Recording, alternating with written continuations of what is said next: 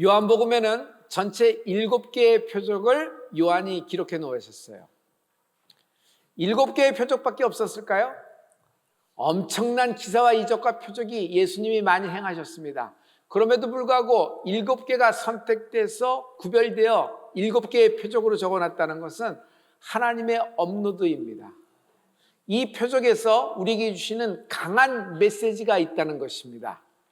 성도 여러분,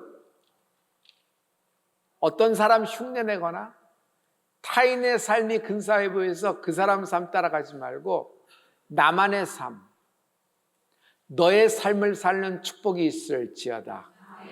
Live your life. 저는 교육받을 당시에 한국에서 항상 이렇게 하면 성공하고 이렇게 하면 될 거야. 이렇게 하면 이 문제를 풀고 이렇게 하면 합격이 될 거야. 그래서 이렇게 돼야 돼. 그리고 분수를 알아. 밑을 보고 살아야지. 뱁새가 황새 따라가려면 가랑이 찢어지는 거 아니야? 그래서 거기에 맞춰서 살면 되는 거야. 이런 얘기들 많이 듣고 이런 식의 교육을 받았습니다. 그런데 이 말을 들었을 때 저에겐 굉장한 충격이었어요. 너의 삶을 살라고 하는 겁니다, 영국에서. 이게 무슨 말일까? 미국에서도 너의 삶을 살라. Live your life. 너만의 삶이 있다. 독특한 너에게만 주신 하나님의 뜻이 있다. 오늘 6번째 표적은요, 날 때부터 맹인된 사람입니다. 직업은 국어라는 것이니까 거린이었어요. 주님이 이를 치유하셔서 눈이 번쩍 트인 치유의 이야기입니다. 그러나 단순한 치유의 이야기로 끝나는 것이 아니라 하나님이 이 사람을 상속자로 선택해 주셨다는 것을 이 사람이 깨닫게 되는 것입니다. 중산층, 프랑스 대통령이 프랑스의 중산층은 이런 사람이라고 얘기했어요. 첫째, 어딜 가든지 외국어 하나 정도는 해야 된다. 그래서 유러피언들은 어느 나라 사람하고 소통하고 자기의 의사표현을 해야 되지 않을까?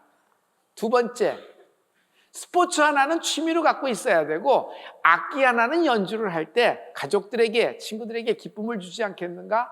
셋째, 요리 하나쯤은 할 수 있어야 된다. 그래서 손님들을 초청했을 때 별미로 대접할 수 있는 것이 있으면 이것이 프랑스의 중산층이다.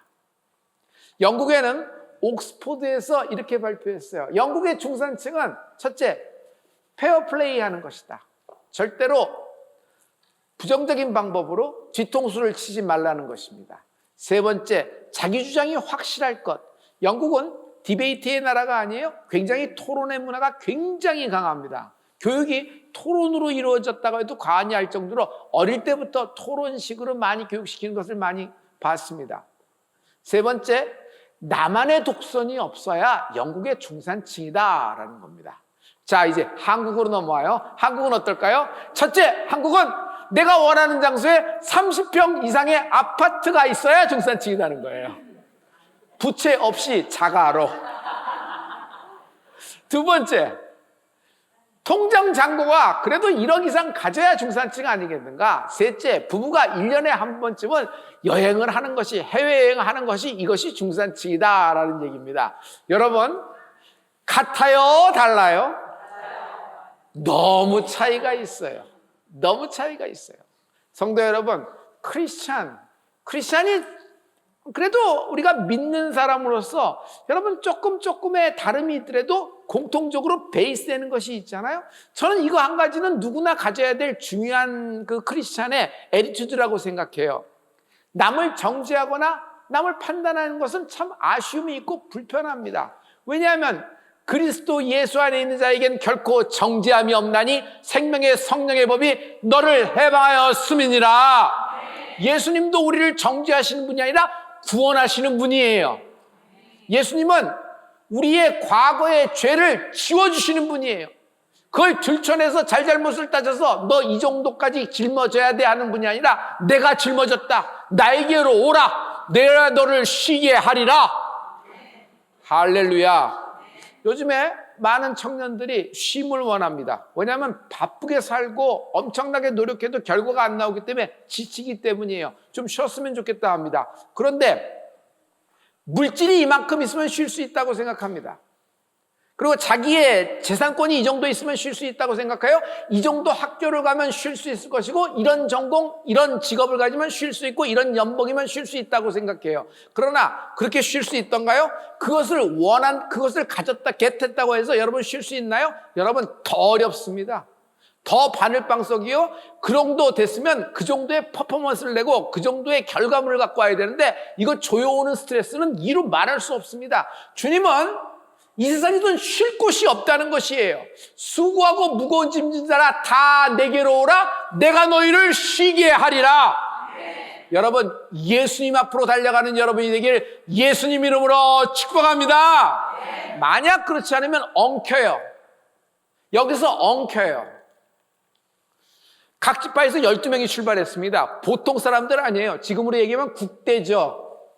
그런데 반드시 진입해야 되고 반드시 합격해야 되는 장소에 들어가서 다 보고 왔는데 10명은 보기 좋게 불합격됩니다. 왜냐하면 상황과 문제와 마지막에는 그곳의 사람들을 보고 엉켜버린 것이에요.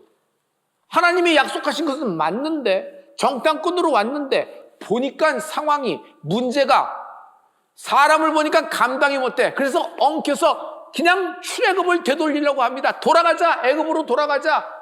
그냥 여기서 큰 한탄과 슬픔이 이스라엘 전체 12지파의 전염병처럼 쫙 휩쓸어면서 아주 그냥 전체 집단 공황에 들어가는 장면이에요. 그러나 2명은 합격합니다. 어떻게 합격해요? 상황과 문제에 휘둘리지 않는 거예요. 여러분, 하나님이 주신 말씀을 가진 사람들, 중심을 잡는 은혜가 있을지어다. 여러분, 사람에게 휘둘리지 않는 축복이 있을지어다. 마침내 2사람은 우리의 밥이다는 것이에요. 팩트는 맞다. 상황도 맞고 문제도 맞고 기승전결 얘기도 이성적으로 얘기해도 추론을 해더라도 10명의 얘기는 팩트다. 그러나 우리는 팩트를 믿는 것이 아니라 하나님의 말씀이 실상이 될 것을 믿는다. 우리의 밥이다. 이 문제는 우리의 밥이다. 할렐루야. 제자들이 주님께 묻습니다. 누구의 죄 때문이에요? 저렇게 태어날 때부터 선천적으로 보지 못한다 그러면 저 자신의 죄죠? 아니야, 부모의 죄야. 부모의 죄가 이렇게 대물림돼서 이렇게 됐을까? 예수님, 어느 거예요? 자신의 죄예요? 부모의 죄예요? 사람들은요, 단정해요. 그리고 그것을 뱉어내는데 아주 거침이 없어요. 죄의 결과로 네가 이렇게 태어난 것이야. 단 누구의 죄냐? 이것을 좀 알아보자. 디테일하게. 예수님 누구 죄 때문에 저렇게 저주받은 인생이 됐죠? 얘기하는 거예요. 여러분, 측은히 여기고 불쌍히 여기기는커녕 정죄하고 판단합니다. 저 사람이 저렇게 암에 걸렸고 저 사람이 갑자기 저렇게 망하게 되고 저 사람이 저렇게 이거 어떻게 갑자기 이렇게 될 수 있지? 에이, 우리가 모르는 죄가 있어. 내가 그때 보니까 그 사람 그렇게 하던데 뻔할 거야. 다 알잖아. 잘은 모르겠지만 하면서 슬슬 꼬리를 길게 내밀어놉니다. 타인의 말이에요. 이게 할 소리예요? 성도 여러분, 지금 이 사람을 앞에 두고 눈이 안 보인다 그래서 귀가 안 들려요? 여러분, 귀가 먹었어도 이런 분위기의 말이 뿜어내면 이 말의 어두움이, 이 말의 불안과 두려움이 이 사람을 조여오는 겁니다. 영이 있기 때문에 느껴지고 알게 되는 것이에요. 죄 때문이다. 맹인으로 태어난 건 당연한 것이다. 구걸하며 사는 것도 당연한 것이다. 너의 팔자다. 너의 팔자니까 죄값 받고 그러고 사는 것이 네 인생이다 하고 단정을 딱 끝내버리는 것입니다. 이때 예수님이 뭐라고 말씀하셨을까요? 틀렸다. 너희들 말이 다 틀렸다. 요한복음 9장 3절에 보면 주님이 이 답에 대해서 이렇게 말씀하고 계세요. 우리 이 말씀을 다 같이. 예수께서 대답하시되 이 사람이나 그 부모의 죄로 인한 것이 아니라 그에게서 하나님이 하시는 일을 나타내고자 하심이라. 그에게서 하나님이 하시고자 하는 그 일을 나타내려 하심이라. 당신에게서 하나님이 하시고자 하는 그 일을 나타내실 것입니다. 이거 쉽게 얘기하죠. 이게 무슨 말이냐면 반드시 내게는 일어나야 될 일이 있다. 내 인생 동안에 반드시 내게는 일어나야 될 일이 있다. 할렐루야. 그냥 치유뿐만이 아니에요. 치유에서 끝나는 것이 아니라 주님은 치유를 넘어 나를 구원하시는 것입니다. 여러분에게서 일어날, 여러분 가문에서 일어날 일이 있어요. 여러분 자녀에게서 일어날 일이 있어요. 여러분의 인생이 하나님의 예수의 복음으로 구원에 이르는 축복이 있을지어다. 날 때부터 보지 못한 이 사람이 하나님의 예수님의 응답을 듣고 어떻게 됐을까요? 자존감, 셀프 에스팀이 급상승하는 것입니다. 나는 팔자요 운명이요 빌어먹고 사는 것이 내 인생이라고 생각했는데 확 올라오는 것이에요. 여러분, 나 아닌 나가 있어요. 나 아닌 나는 어떤 나죠? 여러분, 자아의식이라 그래요. 굳이 영어로 한다 그러면 self-consciousness. 여러분, 타인의 말에 의해서 만들어진 나, 타인의 말에 의해서 형성된 나, 그리고 내가 거기서 자아의식이 이렇게 발달이 돼버린 거예요. 타인의 말에 휘둘리면요 어떻게 되냐면 어떤 때는 열등감으로, 열등의식으로 훅 꺼집니다. 자격지심. 그런데 타인의 말에 휘둘리면 또 어떻게 돼요? 우월감으로 훅 올라가요. 세상 자기가 뛰어난 것 같아요. 여러분, 영적인 우월감도 있어요, 없어요? 있어요. 타인의 말에 의해서 휘둘리면 그렇게 되는 것이에요. 그런데 이것이 열등감이냐, 우월감이냐, 자격지심이냐, 교만이냐가 문제가 아니라 마귀가 이 모든 열등감과 우월감을 확 잡아요, 발톱으로. 그리고 마귀가 이 우월감과 열등감 속에 자격지심, 공황, 불안, 그리고 대인 기피, 스트레스, 우울, 그리고 모든 것에 내기리부하게 그냥 여기서 독소를 뿜어내는 것이에요. 기둥뿌리가 쫙 잡히는 것입니다. 오늘 마귀가 둥지를 튼 이 모든 기둥뿌리가 예수님 이름으로 뿌리째 뽑혀박으로 쏟아질지어다. 만약 마귀가 우울감과 열등감을 확 잡고 역사하면요, 나답지 않은 행동을 하는 사람이 돼요. 나답지 않은 행동을 해. 왜 그 사람이, 내가 저 사람을 하는데 저 사람은 그럴 일이 없어. 근데 왜 그랬지? 자책을 하는 경우가 이거예요. 계속해. 내가 왜 그랬을까? 하루에도 수만 번, 수십만 번 그 사건을 되새요. 그러면서 부풀리는데 어떻게 봐요? 내가 왜 그랬을까? 내가 왜 그랬을까? 왜 그랬을까? 왜 그랬을까? 왜 나답지 않은 행동을 했지? 나답지 않은 행동을 했지? 어딘가 잡혀서 끌려가는 것이에요. 여러분, 나는요, 남에게 비춰봐서 나를 압니다. 그래서 남을 보고 내가 행복하다, 남을 보고 나는 우울하다, 남을 보고 나는 못 산다, 남을 보고 나는 괜찮다, 남을 보고 나는 그래도 소망이 있다, 나는 가망이 없다. 갑자기 기쁘고 행복하다가 남을 보고, 남의 가문을 보고 자기가 훅 죽어드는 경우가 있어요. 중요한 건 우리가 비교하는 비교 상대의 그 남이 누구인가가 문제의 핵심이에요. 누구를 보고 비교하는 것이에요? 성도 여러분, 오늘 빨리 결론에 도달하죠. 믿는 자, 우리의 비교 상대는 성경이에요. 하나님의 말씀을 봐야 나를 알 수 있어요. 여러분, 식물을 키워보셨죠? 아파트에서 식물을 키우면 식물이 어느 쪽으로 커브를 틀면서 자라요? 빛을 향하여 갑니다. 빛을 쫓아가게 돼 있어요. 그리고 빛은요, 숨길 수가 없어요. 내가 날에도 깜깜하면 내 모습을 모르고 내가 어디에 뭐가 붙었는지, 머리에 새집을 틀었는지, 어디에 밥풀이 붙었는지, 어디가 엉클어졌는지 하나도 몰라요, 어둠 속에서는. 그러나 빛을 비춰보면 내 모습이 보이는 것이에요. 여러분, 하나님 말씀 안에, 하나님 말씀은 빛이에요. 이 빛 안에서 나를 볼 수 있고 나를 찾을 수가 있는 것입니다. 여러분, 율법이라는 법 안에서는 우리는요, 죄인입니다. 모든 사람이 죄인입니다. 그러나 예수님의 복음 안에서 우리는 하나님의 자녀인 것입니다. 예수님이 침을 탁 뺐습니다. 진흙을 이겨요. 진흙을 이기려면 얼만큼 타액을 쏟아야 될까요? 진흙을 막 반죽을 해서 왼쪽과 오른쪽 눈에다 척척 붙여줍니다. 실로암으로 가. 실로암까지 가. 거기 가서 씻고 와. 진흙이 무슨 효능이 있을까? 그 머드에, 황토에. 거기는 뭔가 다를까? 실로암까지? 실로암의 약수는 어떤 물의 성질이 있고 어떤 치유가 있을까?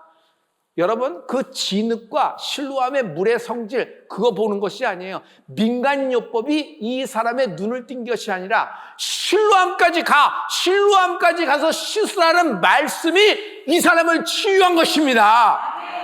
할렐루야. 여러분, 하나님의 말씀은 빛이라 그랬어요. 여러분, 빛이라 그러면 우리는 태양빛을 얘기합니다. 그러나 태양빛 말고도 빛이 있죠. 별빛도 있어요. 달빛도 있어요. 그러나 이런 태양빛, 광합성하는 빛이 아니에요. 성도 여러분, 성경의 창세기에 보면 1월 성신, 태양이 창조된 건 어쩌냐면 넷째 날이에요. 그러면 그 전에 빛이 있었어요? 없었어요? 이게 어려운 문제예요. 태초에 창세기에 보면은 넷째 날 이전에는 빛이 없었어요? 빛이 있으라 하심에 빛이 있었고. 할렐루야. 여러분, 태양빛이 날 살리고 별빛, 달빛 이런 것이 날 살리고 학문에서 나오는 이성의 빛 어떤 이런 것이 날 살리는 것이 아니에요. 오직 하나님의 얼굴에서 나오는 주의 얼굴 광채가 세상 빛이 되었네. 주님의 얼굴에서 나오는 빛이에요. 여러분, 주님의 얼굴에서 나오는 빛이 뭔지 보세요. 하나님은 어떤 분이에요? 하나님은 빛들의 아버지 되십니다. 그러면 여러분, 우리는 어둠의 자식이에요? 빛의 자녀예요? 빛의 자녀예요. 야고보서 1장 17절의 말씀을 한번 우리 다 같이 선포합니다. 다 같이. 온갖 좋은 은사와 온전한 선물이 다 위로부터 빛들의 아버지께로부터 내려오나니 그는 변함도 없으시고 회전하는 그림자도 없으시니라. 저기 빛들의 아버지, Father of the Heavenly Light, Heavenly Light, 빛들의 아버지라 그랬어요. 근데 Heavenly Light이라 그랬어요. 스카이가 아니에요. 눈에 보이는 하늘이 아니에요. 스페이스, 유니버스, 갤럭시, 밀키웨이, 안드로메다 성운에서 나오는 빛이 아니에요. 그 별빛에서 쏟아지는 것이 아니에요. 스페이스가 아니에요. 헤븐은 하나님의 하늘, 하나님의 보좌가 있는 하늘. 여러분, 주기도문에 하늘에 계신 우리 아버지, Our Heavenly Father, 스카이라 그래요? 스페이스라 그래요? 헤븐이라고 표현하고 있어요. 하나님의 하늘에서부터 하나님의 빛들의 아버지에서 빛이 임하는 은혜가 있을지어다. 그런데 우리를 빛의 자녀라 그랬죠. 빛들의 자녀에게는 하나님이 치유의 광선을 비춰주고 계시다. 말라기 4장 2절의 말씀인데요. 우리 이 말씀을 다 같이 한번 선포하십니다. 다 같이. 내 이름을 경외하는 너희에게는 공의로운 해가 떠올라서 치료하는 광선을 비추리니. 여기까지요. 치료하는 광선을 굳이 NIV 영어 성경을 보면 힐링 레이라 그랬어요. 힐링 레이. 힐링은 여러분 잘 알고 계시죠? 치유하신다는 거예요. 근데 레이가 무슨 뜻이에요? 엑스레이. 레이는요, 빛 줄기라는 거예요. 태양빛도 태양빛에 줄기가 있어요. 그러나 태양빛, 별빛, 달빛은 한계가 있어요. 이쪽에서 비치면 지구 반대편은 밤입니다. 한계가 있는 거예요. 별빛과 달빛도 반짝이느나 여러분 한계가 있는 거예요. 그러나 하나님의 보좌, 하나님의 얼굴에서 나오는 생명의 빛, 생수의 빛, 생기의 빛, 모든 죽어가는 영혼을 살리는 하나님의 빛 되신 하나님을 찬양합니다. 이 빛이 빛 줄기가 되어 스페이스를 뚫고 온 우주와 대기권과 온 하늘과 구름과 모든 여러분의 문제와 어떤 상황과 어떤 걸림돌을 뚫고 나를 향하고 있다. 지금 여러분 예배를 드리고 있습니다. 여러분 말씀을 듣고 있습니다. 빛을 보고 있는 것이에요. 성도 여러분, 빛은 치유하는 것입니다. 하나님이 빛으로 역사하시는 거예요. 독일은 광산이 유명합니다. 우리 박정희 대통령 때 많은 광부들이 독일로 갔던 거 기억하시죠? 그 다음에 후속으로 간호사들이 갔던 거. 여러분, 독일의 광산이 그냥 다 무너졌어요. 10명의 광부가 한 자리에서 갇혀버린 겁니다. 칠흑 같은 밤이 계속되는 겁니다. 시간이 어떻게 흐르는지도 모르니까 불안하고 두렵고 초조해서 하루하루를 보내고 있는데 한 사람만은 약간 다르더라. 그에게는 손목시계가 있었어요. 그래서 시간을 자꾸 살폈습니다. 그런데 이 손목시계가 그에겐 약이 된 것이 아니라 독이 된 거예요. 하루가 지났어. 이틀이 지났어. 여기까지는 누구든지 살 수 있어. 물 없이도 여기까지는 갈 수 있어. 아, 내일 12시까지는 건강한 사람도 버틸 수 있어. 그냥 여기까지만 견디면 돼. 근데 그 시간이 넘어가 버린 거예요. 그 시간이 넘어가니까 점점 자기의 소망도 갑자기 사라지면서 급 강화해 버렸습니다. 그럴 때 갱도가 뚫리면서 구조대가 도착했는데 10명 중에 9명은 생존했는데 1명은 거기서 희생됐어요. 그가 누굴까요? 손목시계를 찾던 사람이에요. 왜냐하면요, 그 사람은 같은 장소에 있었지만 그 암흑이라는 두려움과 불안에 지배당한 거예요. 시간에 지배당한 거예요. 한 젊은이가 있습니다. 너무 가난해요. 그래서 다른 나라 전쟁에 용병으로 뛰어들게 됐습니다. 용병. 하루하루가 불안하고 초조하죠. 그러나 오늘도 전쟁에서 돌아오면은 다른 사람은 그냥 살았다 하면서 이렇게 넋을 잃고 있는데 그는 조그만 글, 짧은 글을 적기 시작했어요. 변변치 않은 글이지만 그 글을 또 읽어주니까 자기 친구들이 좋아해. 그래서 계속 읽으라니까 그 다음 얘기도 궁금해서 계속 하루하루를 쓰면서 나중에 그 글을 편을 모아서 출간을 했어요. 그 글이 뭐가 되냐면 여러분, 돈키호테가 됩니다. 이 사람이 스페인의 세르반테스예요. 보세요. 같은 시간과 같은 상황과 같은 장소에 있었지만 이 사람은 시간에 지배당한 것이 아니라 시간을 활용했다. 성도 여러분, 같은 인생, 똑같은 시간이 주어지지만 시간은요, 특별한 하나님의 기회며 선물입니다.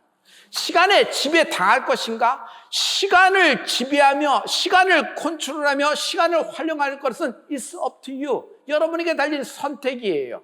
여러분, 같은 상황, 같은 어려움에도 요셉처럼, 다니엘처럼, 아브라함처럼 여러분 그 시간을 지배하는 여러분이 되길 예수로 축원합니다. 79년에 우리 아버님이 실로암을 가셨어요. 실로암에 갔더니 예루살렘 성 안에 실로암이 있는 것이 아니라 성문 밖에 있더라는 말씀이에요. 그런데 그 실로암까지 가려면요, 예루살렘 성 다윗의 문에서 나와가지고 가파른 산비탈길을 한참 내려가야지 실로암에 있다는 거예요. 만약 자동차가 올라온다 그러면 그 당시는 매뉴얼이 있잖아요. 일단 기어를 넣어야지 겨우 올라올 수 있는 그 정도의 길이고 그나마도 오솔길이 되었다는 거예요. 96년도에 우리 아버님이 두 번째 거기를 방문했습니다. 예루살렘에 갔더니 그 실로암까지 가는 길이 포장도로가 되었다는 겁니다. 여러분, 지금 예수님이 이 사람을 만났을 때 실로암까지 가는 길은요 2000년 전의 일이에요. 그 길이 어땠을까요? 진흙 턱턱 붙이고 보지 못하는 이 사람은 그 길로 내려가면서 자빠지고 깨지고 부서지고 굴렀을 것입니다. 여러분, 거기다 그것만 있는 것이 아니에요. 진흙이 붙여졌어요. 여러분, 눈이 멀어서 답답한 사람에게 진흙을 이겨서 왼쪽과 오른쪽에 더 붙이면은 여러분 시원합니까? 깝깝합니까? 더 깝깝하고 더 죽을 지경이 되는 거예요. 이 사람은 이거 떨어질까 봐 잡고 이거 붙잡고 가니까 무게중심도 못 잡아서 넘어지기 힘들어요. 그러니까 힘든 거예요. 5만 가지 생각이 다 떠오를 겁니다. 이거 미친 짓이다. 내 팔자에 무슨 고쳐보겠다고. 이거 과연 맞아? 이렇게 하는 것이 맞아? 아니 꼭 거기까지 가야 돼? 아니 주님, 아니 그냥 중간에 주전자 갖다가 물 씻어갖고 이거 딱 하면 안 돼? 꼭 실로암 물이 돼야 돼? 예수님은 오병을 일으키신 분이에요. 자기 주변에서 자기에게 이렇게 모든 것을 한 푼 준 사람들에게 얘기를 들어보니까 예수님이 만드신 오병이요 맛을 본 사람도 많어. 그런데 그분이 그냥 그 자리에서 그냥 한마디로 눈뜨게 하면 되는데 왜 내일 생고생 시키냐? 원망과 짜증이 확 일어나는 거예요. 그냥 뭐라 그럴까? 그냥 너무 힘든 겁니다. 제가 짧은 영화를 하나 봤어요. 탈주라는 영화입니다. 북한 군인입니다. 그가 남한으로 넘어오는 이야기인데요. 그냥 자기가 그렇게 준비한 것에 거사한 날 넘어가는 겁니다. 그런데 북한 간부가 그를 쫓아오는 거예요. 근데 마지막 순간에 딱 넘어가는 순간에 딱 잡혔어요.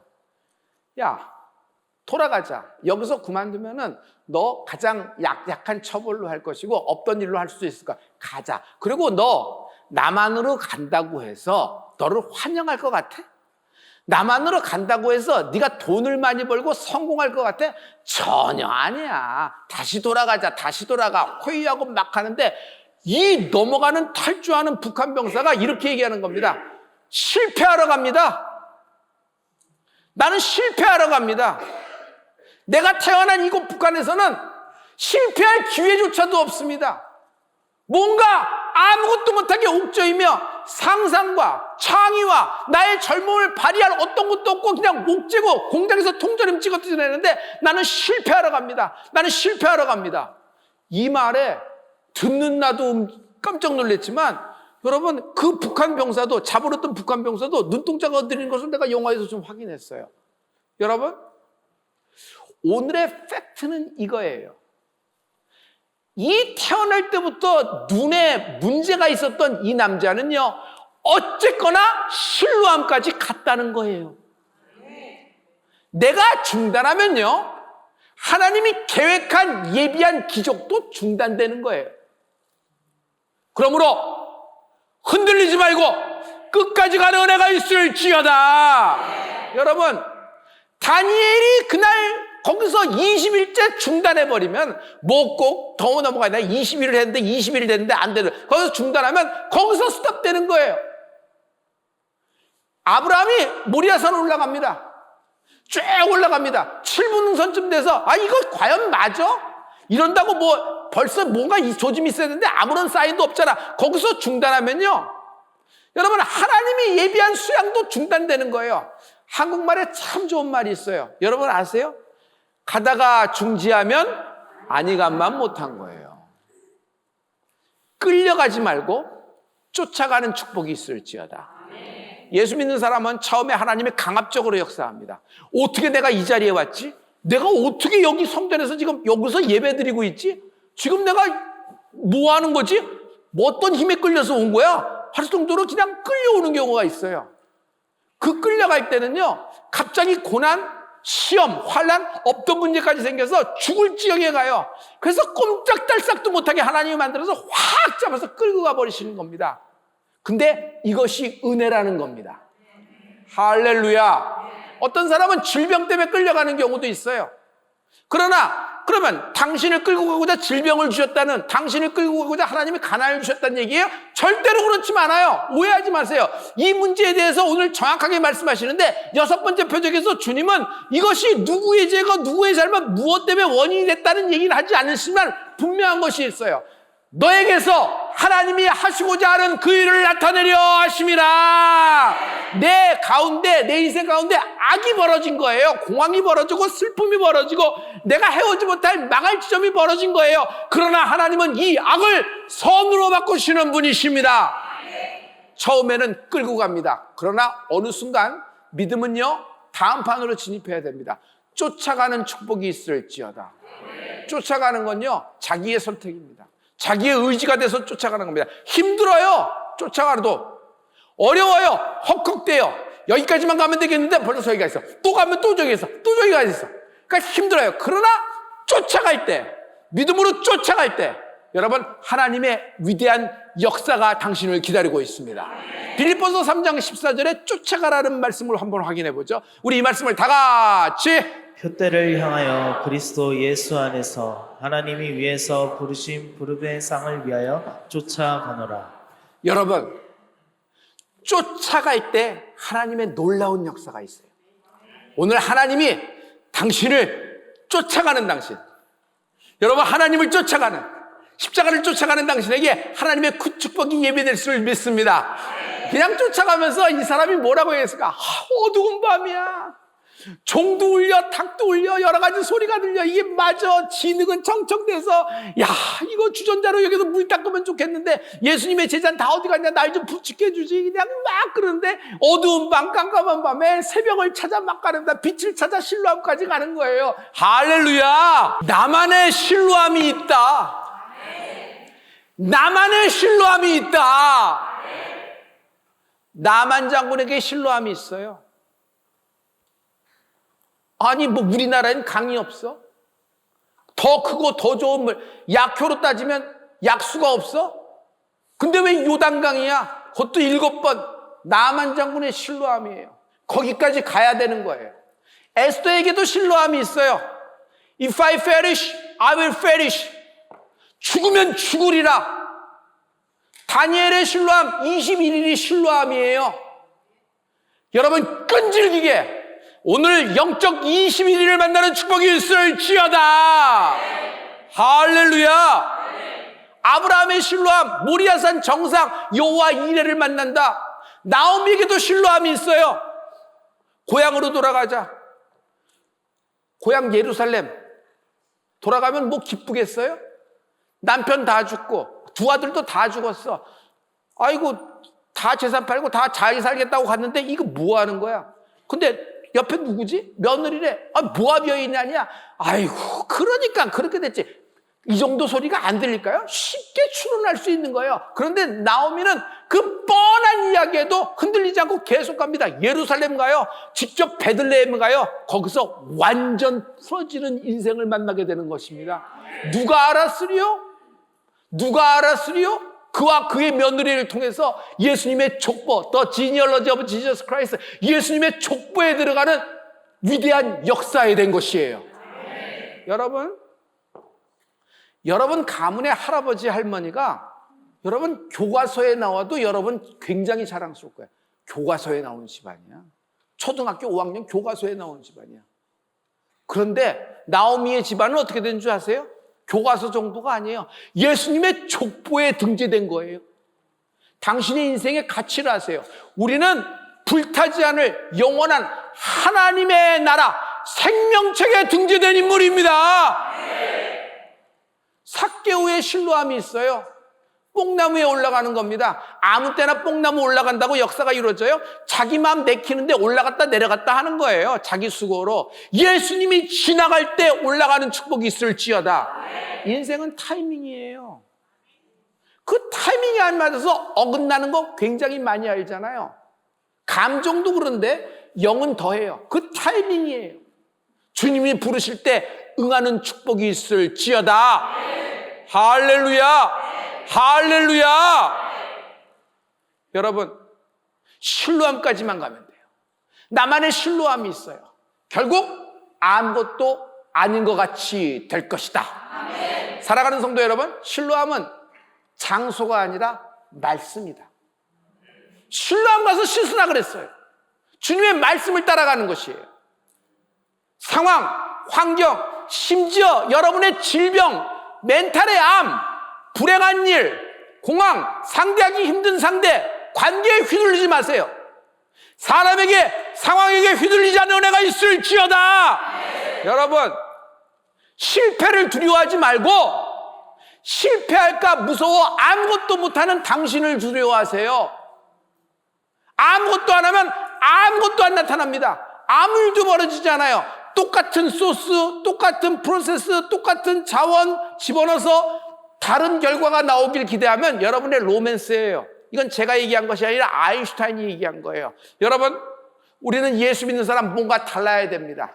상황, 환경, 조건, 문제, 여러분 세상 사람들이 뿜어내는 얘기에 올라갔다 내려갔다 나 아닌 나가 나답지 않은 행동을 할 필요가 없어요. 여러분, 하나님이 나를 하나님의 자녀로 불러주신 거예요. 할렐루야. 자녀이면 이 아라씨, 하나님의 이 아라씨, 그리스도 함께한 이 아라씨. 자녀이면 상속자, 하나님의 그리스도와 함께한 상속자.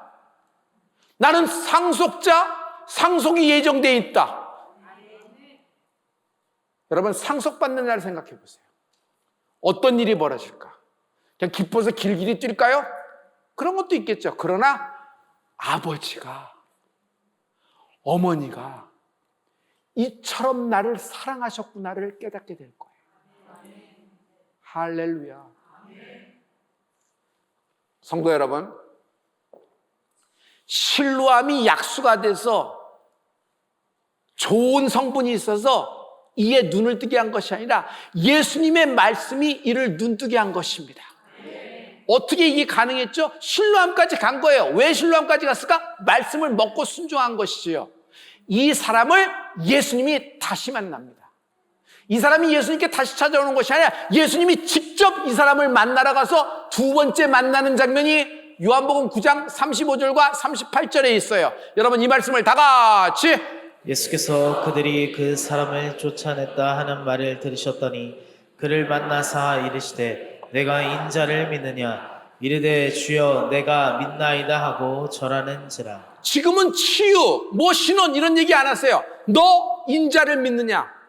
내가 하나님의 아들임을 믿느냐? 예수를 믿느냐? 이 말에 이 사람이 믿나이다. 내가 믿나이다. 내가 주님이 이런 고백을 했기 때문에 마이너스를 보고 문제가 되고 손해를 볼 줄 알습니다. 그러나 상관없습니다. 나는 예수님을 믿습니다. 이 사람이 치유만 일어난 것이 아니라 하나님의 구원, 하나님이 이 인생을 통하여 하시고자 하는 그 일을 나타내려 하심이라.